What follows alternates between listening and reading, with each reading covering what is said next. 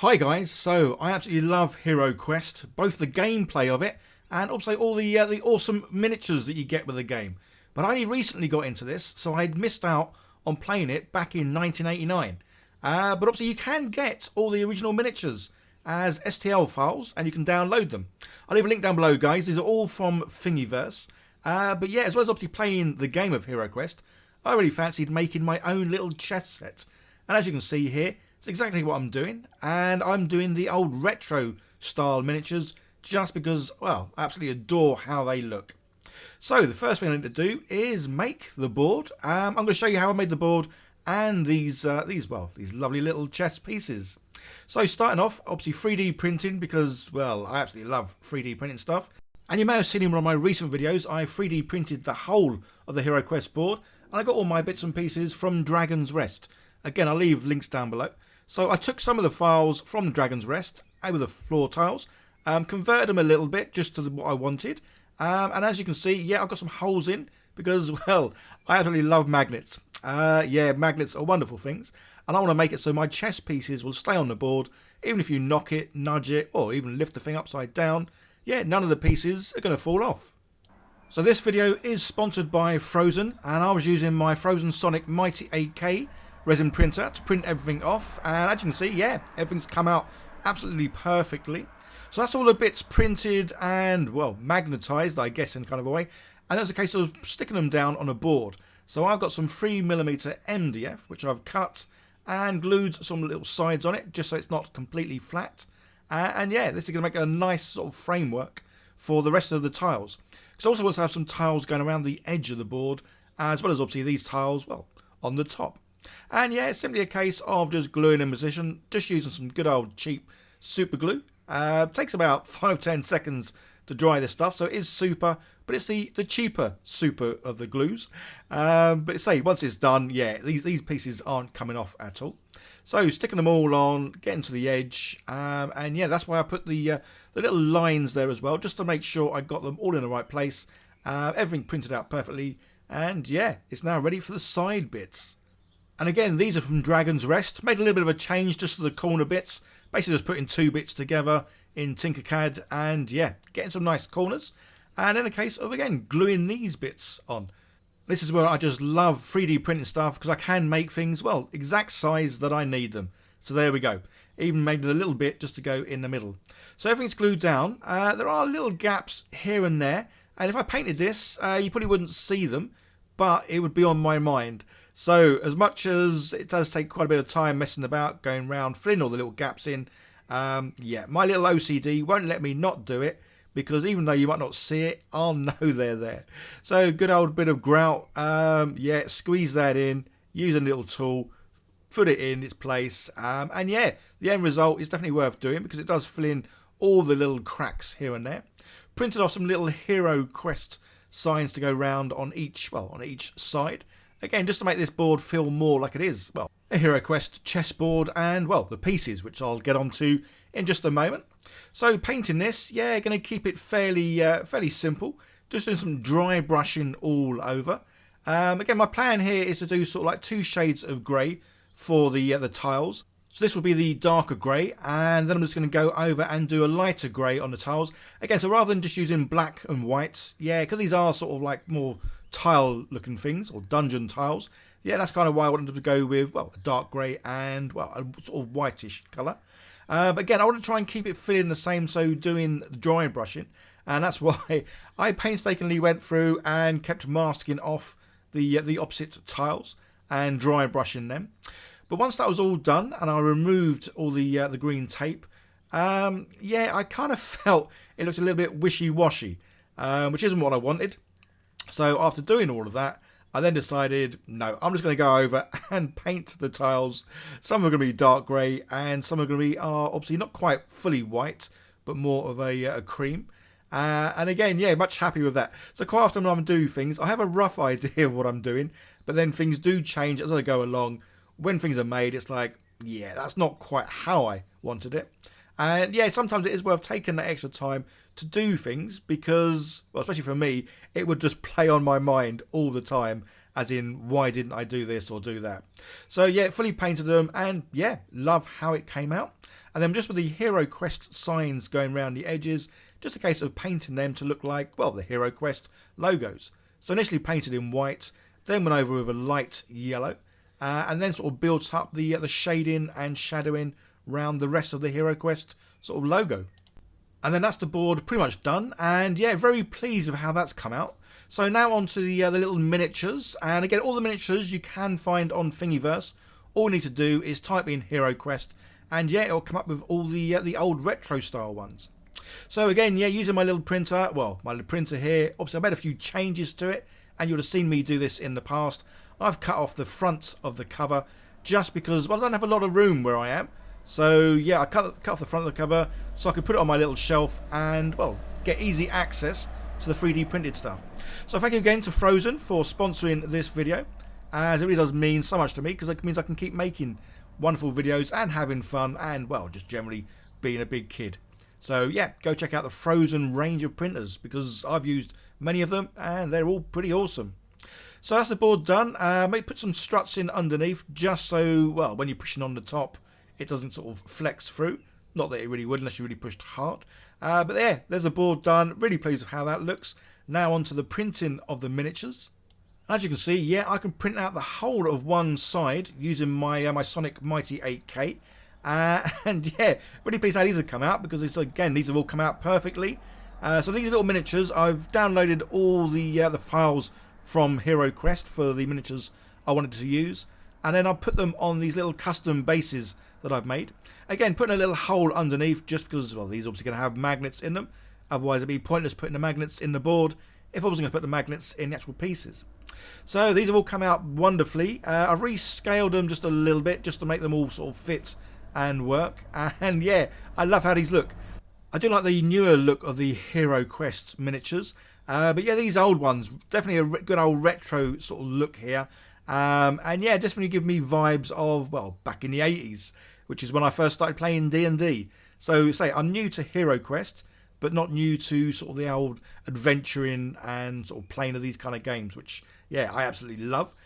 And if you've been with my channel for a while, you may have seen I did already make a chess set with the Warhammer pieces. That chess set I made quite large, almost too large really, because it's difficult for me to sort of put it somewhere and to be able to play the game. And that's why with this chess set, yeah, I've made it a much more manageable size to play the game and to be able to store the actual board.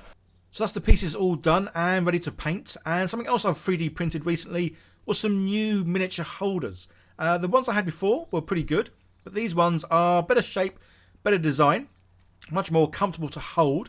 And as you can see there, yeah, I've got magnets in the top, which is obviously pretty handy, because it means then I can just stick my little chess pieces straight on top. I don't need to use any plasticine or even glue the pieces down. Or sometimes, as you can see on these new handles, I have little holes where I'm going to be able to put wires in. Sometimes I put wires through the feet of miniatures just to keep them off the handle so I can get up and under them. But yeah, great little thing here. Magnets on them means I can paint these, and obviously they're not going to fall off. Well, not unless I knock them off. So I did have a dilemma though originally when I first sort of thought about the idea of making a chess set, or what pieces to use as, well, the alternatives for the pawns, the knights, the chess piece, all that sort of stuff. And yeah, as you can see, I did print out quite a few other bits and pieces before working out the ones that I wanted to. Although saying that, I haven't done the other side. So obviously this is all the monsters side. The other side will be more of the heroes, but I've not yet decided on, well, what I'm using for the king, the queen, and the knights. So guys, if you've got any ideas, by all means let me know, especially with the knights. I think the king and queen probably going to be the barbarians, not too sure. But yeah, the knights on the heroes team, I'm not too sure what I'm going to be using. So yeah, as you can see here, yeah, the pawns look really good. And yeah, let's crack on and paint these. So as you can probably tell, these aren't going to be slap chopped. Because I want to make these look more retro style, these are going to be painted with some nice solid sort of block colours. Just because, yeah, I didn't want these to look slap chopped in any way. I love slap chopping. It is my preferred method of painting, but sometimes it's good to do different things. And again, say, because these are retro looking miniatures, yeah, let's go with a retro looking paint style. I would say paint them how I would paint them back in '89. I did recently find some of my miniatures that I did paint back in, well, the early 80s. Yeah, let's not paint how I paint back in '89 because they are diabolical. So the great thing with these, obviously, yeah, batch painting, as you can see, it's just a case of going around each one, doing the same thing with the same colour, which is great because it does mean I can speed up the whole painting process with these. Because when I get one colour out, I use that for absolutely everything. A little bit of a dilemma on what colour to do their tunics. Generally, I've seen them meant to be brown or blue, but orange is my favourite colour. So I kind of went on a bit of a one that's in between the brown and orange. And as you can see, yeah, a bit of deck grey there just for their little shoes. So I will try and show you all the colours I'm using. I'm using the colour range by Green Stuff World. Yeah, just their acrylic colours. And they go on perfectly. So these paints, you'll probably notice, because some of you might even be shouting at the screen now, need to water down your paints. These acrylic ones, they come, I wouldn't say watered down, but they're certainly not as thick as the opaque colours that Green Stuff World do. So I am literally doing one coat painting. If you don't like it, yeah, each to their own. I was happy doing this. So much so that quite often I was painting these miniatures, forgetting to record it. So that just shows sometimes I do get in the zone with painting, and yeah, I kind of forget. I'm going to be showing you guys what I'm doing. So yeah, as much as this channel is something I do sort of full time, I do absolutely love what I do. I wouldn't call this a job in any kind of way because I'm just being a big kid, messing about, making things, having fun. And I say, a lot of the stuff I make, I do use. So definitely with this chess set, yeah, this is definitely one of these things that I am going to be using, well, quite a lot. So that's all the pawns done, and yeah, loving the look, loving the green that I've used for these. Does make them look a little bit like toads, I guess, but yeah, absolutely love it. So that's the front row done. Now to go on and do the second row. Going to be using the same sort of similar colours where possible, as I do want these all to look, well, like they are from the same team. So there's quite a few little goblin-y guys in the back here. They are going to be in the same sort of green, just because, well, I love this green. Even though it says rotten green, it's yeah, it's definitely a nice, strong, sort of vibrant green. And yeah, absolutely love this. Don't forget, if you are after all these sort of retro HeroQuest miniatures, they are all on Thingiverse. They are all free, which is absolutely awesome. So I'm just going to do one link to the HeroQuest miniatures on Thingiverse, and then it's a case of doing what I did, just scrolling through every page and downloading the ones you like. I love these little goblins sitting on their shoulders. So obviously they're going to be the knights. Just I couldn't find any other sort of HeroQuest miniatures sitting on the back of anything. That's why I'm having a bit of a dilemma, say, trying to find a good knight for the Heroes team. Yeah, if you've got any suggestions or ideas, let me know. Otherwise, my thinking at the moment is to just get a dwarf and then try and find a pig, boar, something like that, and just make the, the little dwarf sitting on the back of it. Yeah, I'm sure that'll look funny, but I'd say I just want to make them look like they are relatively in the same sort of line or range or look as all these rest of these retro looking miniatures, because yeah, I just love how these look. So I'm keeping the paint job fairly simple to these guys, but I did recently do one of these little chaos characters in another video, and again made it look like it was painted back in the 80s. So I did it similar to what I'm doing here, but I did add a few more sort of highlights and shading to it. So yeah, go check out that video as well. So by batch painting these miniatures, yeah, it really meant I got through them pretty quick, as all the paints that I had used previously on all the pawns, the little orcs with arrows, kept them out, used a sort of lot of the same sort of colours for these characters. Just a few exceptions, obviously the red and the purple that you can see here. So yeah, it didn't take too long at all before they're all painted, all looking great. Obviously I didn't want to leave them just as the solid colours, because as much as they do look pretty cool, yeah, adding a wash will just give these a bit more depth, a bit more character look into them. That's exactly what I did at the very end.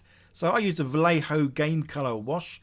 I've not used this one before, but I wanted to use a very sort of a light brown wash, as I didn't want to put too much sort of definition or colour in them. Don't worry, obviously it does look like I'm absolutely slathering this guy with the wash. Yeah, I put loads on, and then I dried my brush and then took off loads of it in sort of the flatter areas, just so it only pulled in all those lovely nooks, crannies, crevices, and all the rest of it. And yeah, last thing to do is just to touch up the base. Obviously, these guys are going to have the black bases. The other team are going to have the white bases, just to again help distinguish the heroes from the monsters. Although it's pretty obvious to see which ones are the monsters, I guess. And yeah, absolutely love how this has turned out. So this is obviously part 1 of 2 videos. As I say, I've not yet fully decided what heroes I'm going to be using or what miniatures I'm going to be using for the hero side. So again, if you want to help me out, guys, yeah, let me know down below which ones you would use. Or maybe even if some of the ones I've used here for the pawns, the king, the queen, the knights, and all the rest, yeah, would you have done something different here? I'm really pleased with how I've done it. But again, if you suggest something and I'm like, oh yeah, that might work better, then I might just change one of my miniatures to whatever it is, well, you guys have suggested. Or if you want to leave comments about me making anything else, yeah, by all means leave them down below, guys. I always read the comments. Apologies, I don't always reply to everything, but I do certainly love reading what you guys are saying about what I'm doing, any ideas, any suggestions, tips and tricks, all that kind of thing. As this is a wonderful hobby where we can share what we do. And yeah, this is what I mean by, yeah, I love magnets. This is where, again, I think I am just too much of a big kid. Magnets, yeah, it's amazing. Things don't fall off.